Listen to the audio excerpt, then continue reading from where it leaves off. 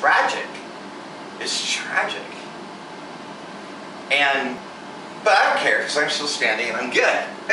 And my Bible says something about don't look to the right, don't to the left. If you're pushing the plow, you need to look forward. If you look to the right, look to the left. You're not worthy of pushing the plow. Thank God Jesus said it. Jesus said I can be very selfish about my spiritual walk, and that I'm running a race that I need to win, and I'm not in competition with anybody. That's nice.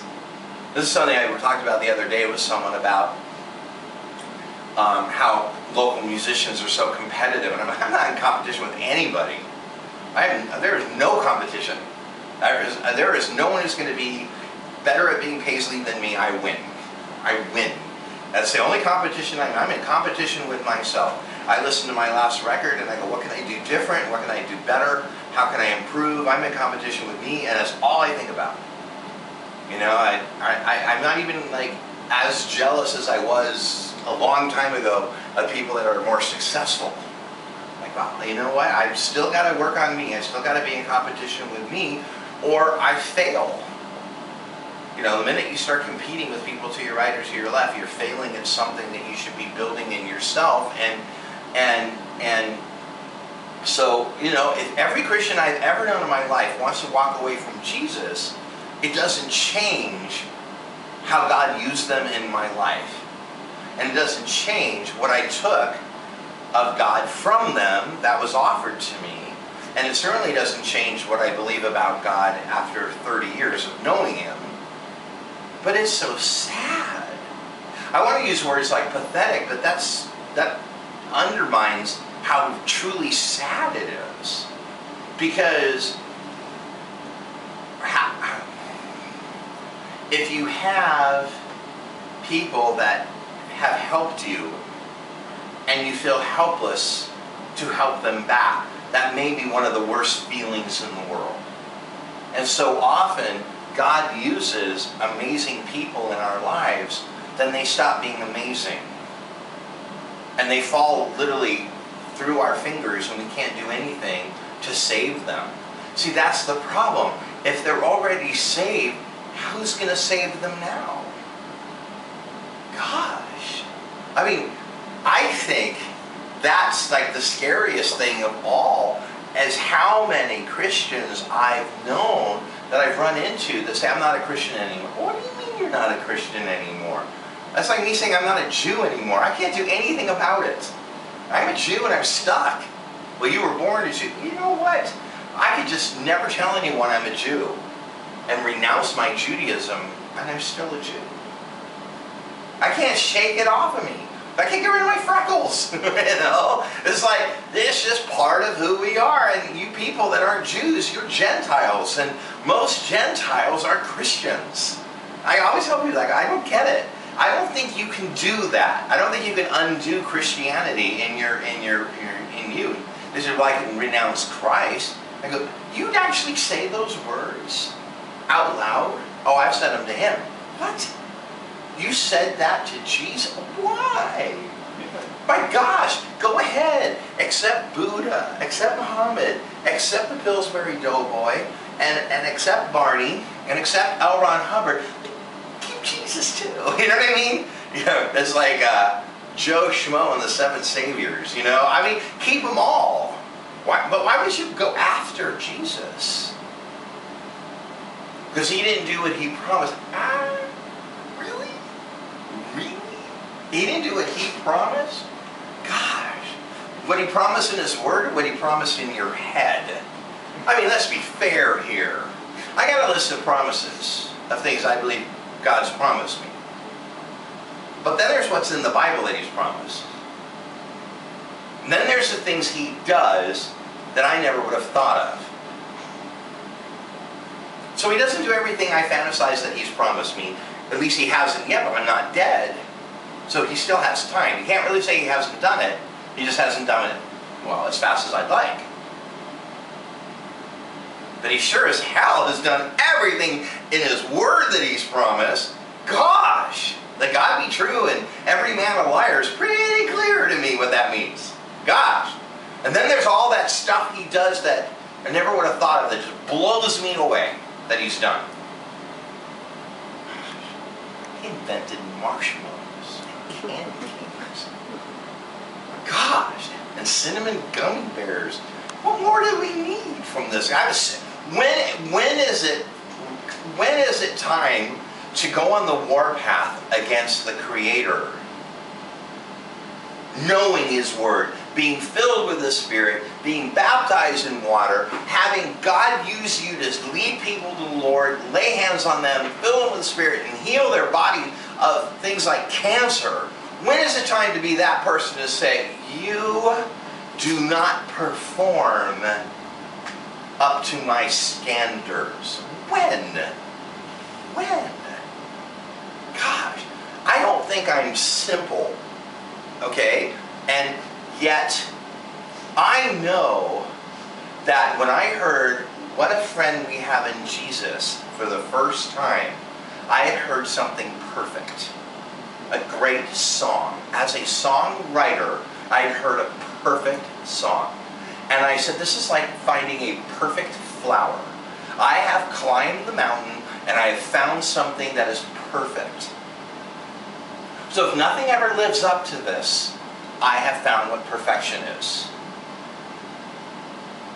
So if God never gave us another good song, now I don't know about you, but I've written about 1,000 songs I think that are just as good as What a Friend We Have in Jesus. So God's lived up to my standards just fine.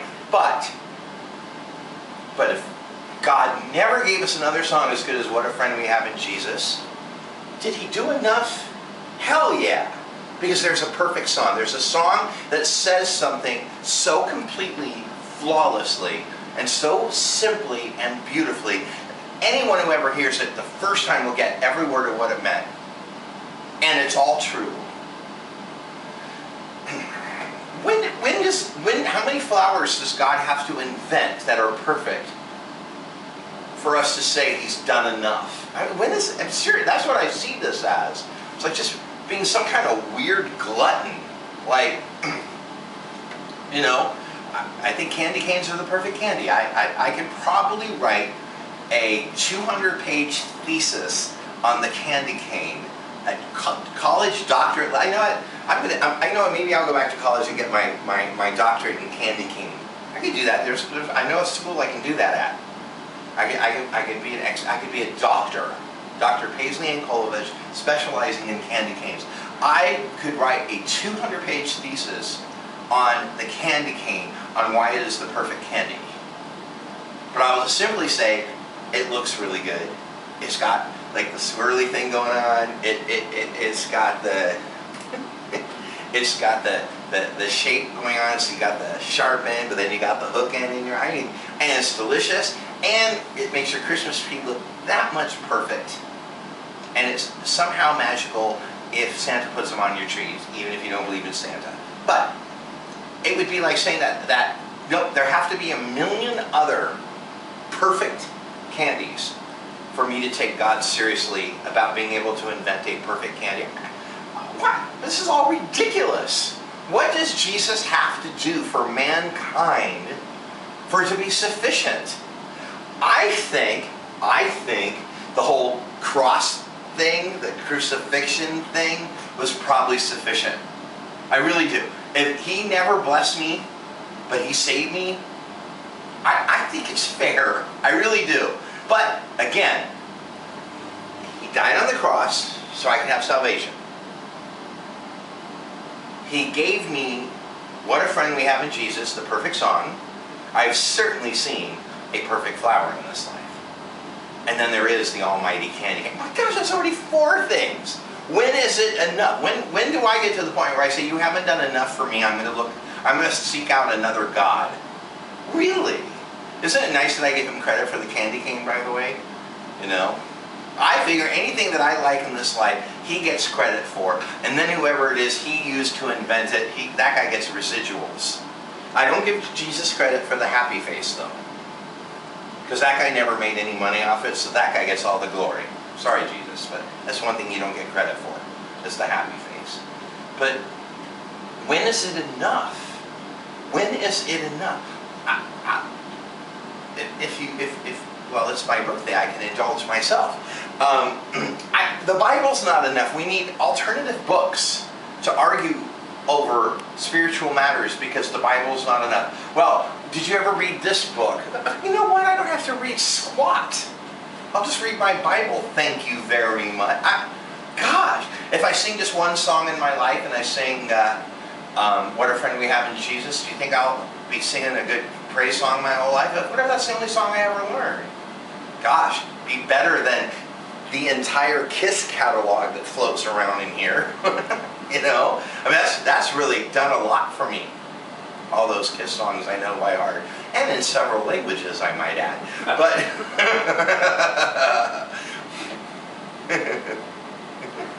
but when is it enough? I mean, this just boggles me. Because I get it, even the elect will be deceived. So it's in the Bible that it would happen. But there has to be something that Satan latches on to for the elect to be deceived. Because not all of the elect are deceived. Some are. What is it? It's just not enough. That's all I can say. It's just never enough. Just never enough. Never good enough. God's never good enough. My gosh. God is so good enough that it's none of our business to judge Him. I remember her name's Stephanie Knightbridge, and if anyone finds her, get her to me. This woman is amazing. She looks just like Stevie Nicks, identical. I thought it was. And Stephanie, Stevie, we all called her Stevie, identical to Stevie. Absolutely gorgeous woman, inside and out, amazing Christian woman. And she had an informal youth ministry, meaning all us young people at church loved hanging out with this woman who looked just like Stevie Nicks, who totally loved Jesus and said some of the smartest things I've ever heard a Christian say in my life. And she was a friend of mine that I went to school with. His mom. That's how I met her. Because I ran into him at church and he goes, "You got to meet my mom. My mom's a trip." And so he had me over, and this poor woman, you know, couldn't shake me. I thought she was just the most interesting person alive. And one time we were talking, and we were, you know, we teenagers were all talking. There was like a whole group of us just hanging out at the house, and we were all talking about heaven and how great heaven will be, and you know, streets of gold, and you know, all the stuff that you read in the Bible. That I can't even remember. I could not tell you what the Bible says heaven is like. I think I'm in denial. It's that death thing that you have to do to get there. I don't want to think about. So, and we're all talking, and all of a sudden this woman goes, 3 seconds. I go, "Oh gosh, you're kicking us out." And they go, "No, shh, shh." I go, "What? She's gonna speak." Obi-Wan Kenobi is about to speak, you know. I'm just plain yogurt. So she said 3 seconds, and I go, "What are you doing?" And she goes, "You guys," she's flinging her arms and saying, you know, "Oh, you talk about eternity, you talk about heaven, and you talk about this, and you talk about 3 seconds. Even if you had 3 seconds in the presence of the Lord before you were cast into eternal hellfire, it would be worth it to know Him." That's how great it will be in His presence. Just to know Him for a second. Just to have 1 second with Him before you go to hell would be better than just going to hell without ever having known that. 3 seconds with Him would sustain you for an eternity in hell. Just having 3 seconds in His presence. Just knowing that goodness and that greatness exists. Even though you never get to be around it again, just knowing it's there. And I said, "But we know that now." And she said, "Welcome to Christianity. Because you know that now. And you will never not know it because you've known it. And nothing can make you not know it unless you literally convince yourself to stop knowing it. You have to unknow it. And how on earth can anyone unknow what you know when you've known the Lord?" And I was like, why do they think she's so smart when she's saying something so obvious? And she said, "This isn't obvious. It's just obvious to you. And you will always know Jesus because of it. Because you know this now." And I go, "Everybody knows this." She goes, "Nope. You knew it, and you grabbed it, and you wouldn't let go, and you won't leave it alone. You wake up in the middle of the night and you play with your Jesus toy. You will not let this thing rest. This is what she said. She said, I watched you get baptized. I've watched thousands of people get baptized. I've never seen anyone get more baptized than you. I said, I just did what everybody else did. I put on the ugly robe and I went into the creepy water and I let a complete stranger try to drown me. And, and I invited my whole family who hates me and Jesus to watch. And she said, oh, that's so not true. And you know it. She goes, how'd you sleep the night before? And I go, oh, I was supposed to sleep? She goes, nah, you were getting married. You couldn't stop thinking about it. You couldn't stop thinking about it since the day you were saved. You couldn't stop talking about it. You couldn't wait to do it. You were like, you were obsessed. And I said, okay, you're right. By the way, she didn't know me at all. This was all prophecy. This was all coming from God. She just read me like a book. And it's a very interesting book. She said, 3 seconds. 3 seconds. It would be worth it all. Just to know him for 3 seconds. And yet you'll meet people your whole life that have him and love him and know him and have his undying affections, his never-ending complete attention, and they're still going to look him in the eye and go, can you move please? Because there might be a Buddha behind you. I'd like to see what God's behind door number 2. It's like, how is that possible? How is that attractive? See, I get why sex and drugs and stuff like that are attractive to Christians. I get that. But why would another God be appealing to someone who's met Jesus? I just don't get it. I'm very simple. This is just one thing that just boggles my mind. Because I'm talking about people who really meet him, not who kind of meet him or, have just have some weird gas build up at church and they think they've had a religious experience. But I'm talking about people who've really met the true and living God and still go, let's see what else is out there. I shouldn't put all my eggs in one basket. Wow, really? Wow. Okay, well, let me tell you about your eggs. 30 years from now, they're gonna be pickled. Oh. Can we edit that out? I don't understand. I've had 30 amazing years with the Lord. And he's had about 15 good minutes with me. You know what I'm saying? I mean, seriously, I've done nothing. I've done nothing and he's done everything. And I'm not being humble by saying, I'm just telling you the God's honest truth. Yeah, I've cracked the Bible. Yeah, I've said a prayer. Yeah, I've been obedient once in a while. Yeah, I've done some kind of spiritual service. Compared to all that he's done, I've done negative nothing. I mean, there's no way to compare a God who has numbered the hairs on our head, whose thoughts which are towards us cannot be numbered, who spends every waking moment concerned about us. It's impossible. It's impossible to compete with that guy. It's impossible to live up to my own expectation of what my relationship with him would be like if I do my end of it.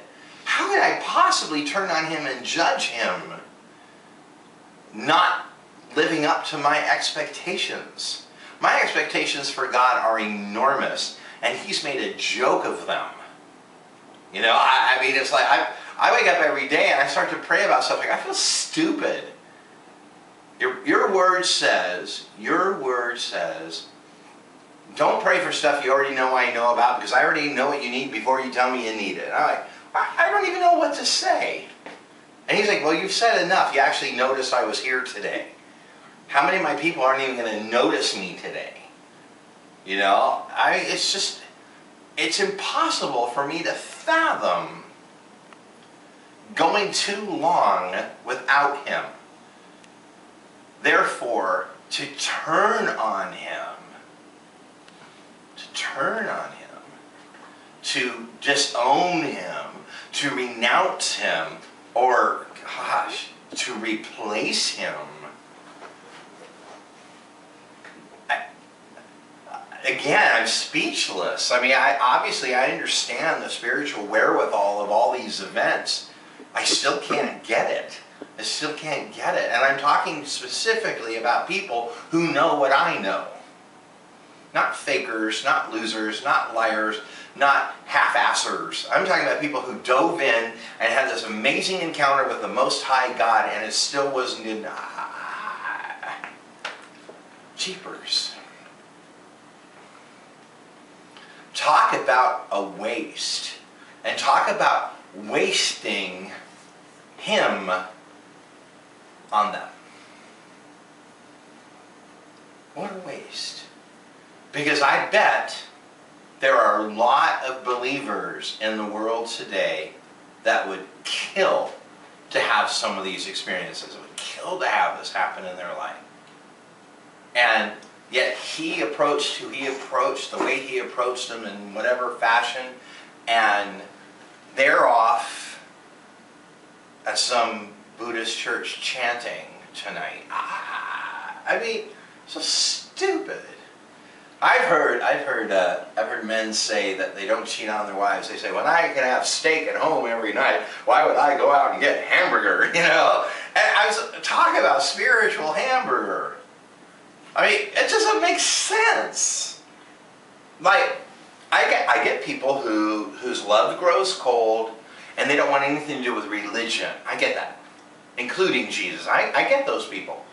But people who pursue a different spiritual path after being carried on the sand by Jesus, you know, it doesn't make any sense. It doesn't make any sense, and it all comes down to how come he wasn't good enough for you? How come he wasn't good enough for you? Gosh, he could do nothing for me for the rest of my life. And he can, God forbid, send me to eternal damnation, and I still couldn't present a case against him.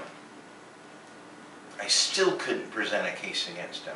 I heard a really interesting sermon about hell once, where the pastor said that, you know, when people go to that outer darkness, you know, for all eternity, they spend all eternity convinced that they're right.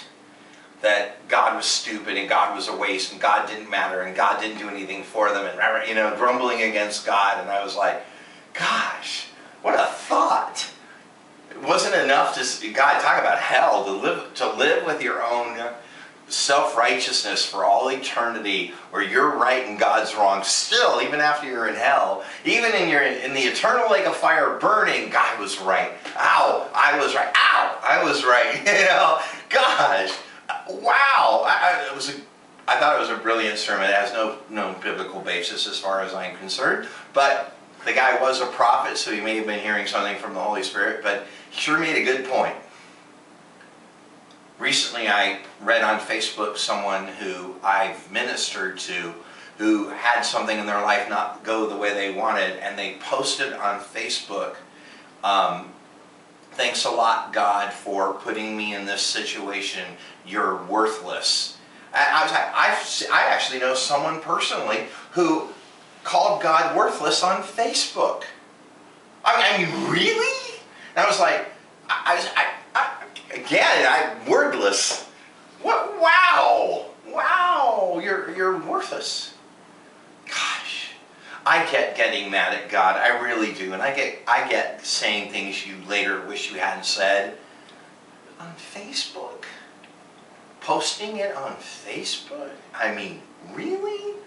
Talk about for all eternity. I mean, talk about graffiti on the walls of hell. Post it on Facebook. It will be there for all eternity. In the lake of fire with you and Facebook. I mean, seriously. so much for being afraid. You know, the fear of the Lord, I've always said the fear of the Lord means I'm afraid of making him mad at me. Not respect. We're not talking about respect. We're talking about fear, man. Fear. There are things I won't do.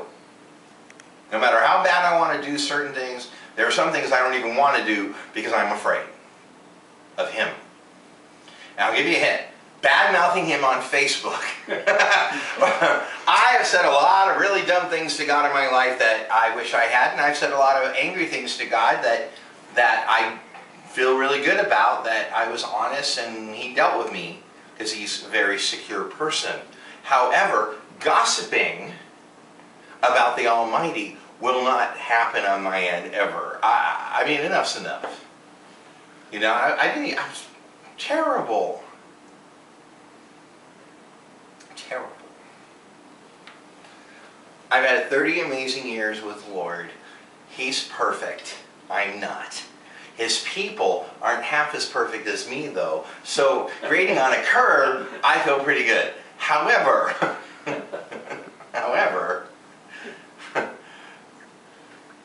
there have been a lot of amazing people on the way, and it is my birthday in Christ prayer that they don't all perish.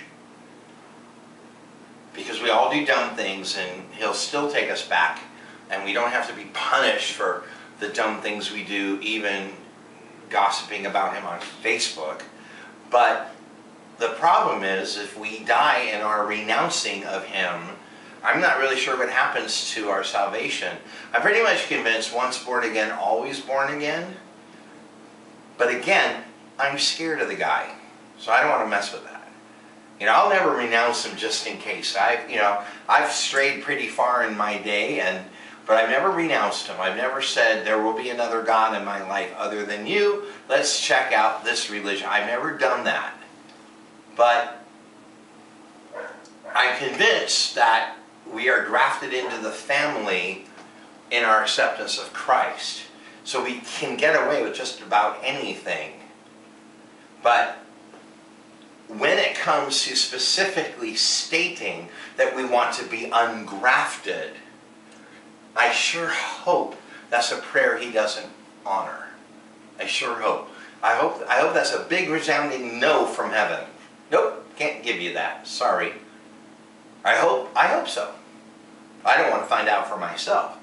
There was a movie called The Rapture, and it wasn't one of the church movies called The Rapture, that came out in the 90s about a woman who becomes a woman who's like a total nymphomaniac who becomes a born-again Christian, and she becomes a really weird born-again Christian.